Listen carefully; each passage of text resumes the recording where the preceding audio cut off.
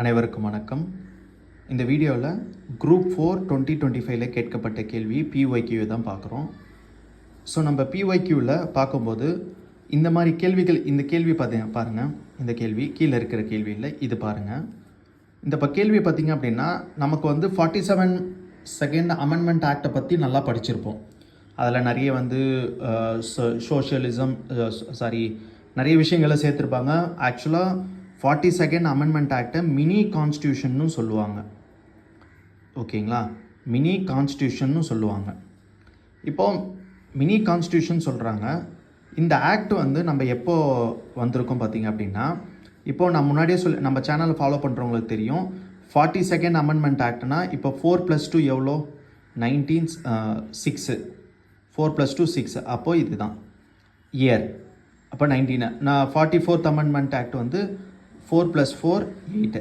அப்போது 1978. ஓகேவா?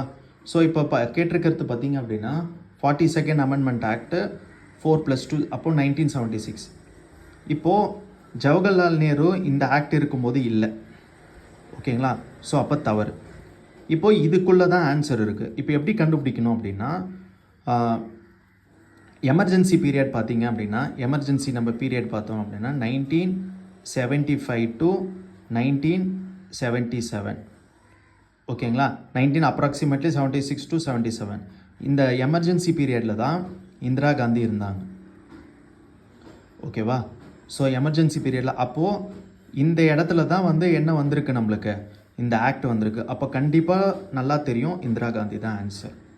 ஓகேக்கா? இப்போ மொரார்ஜி தேசாய் 78க்கு அப்புறம் வந்தாங்க. 77க்கு அப்புறம் 78 எலெக்ஷன் நடந்திருக்கும், அதுக்கப்புறம் வந்திருப்பாங்க. ஓகேங்களா? ஸோ இப்போ தெரியாத கேள்விகளை இந்த மாதிரி தான் நம்ம லாஜிக்கலாக பார்க்கணும். ஓகேவா? ஸோ இந்த ஆக்டை நல்லா படிச்சுக்கோங்க. இந்த ஆக்டோட இயர் 4+2 அப்போ 6 வரணும். 4+4 8. இதுதான் இயர்ஸ் தான் நம்மளுக்கு ஞாபகம் வராது. ஓகேவா? So answer is C. Video பிடிச்சிருந்தா சப்ஸ்கிரைப் பண்ணுங்கள். நன்றி.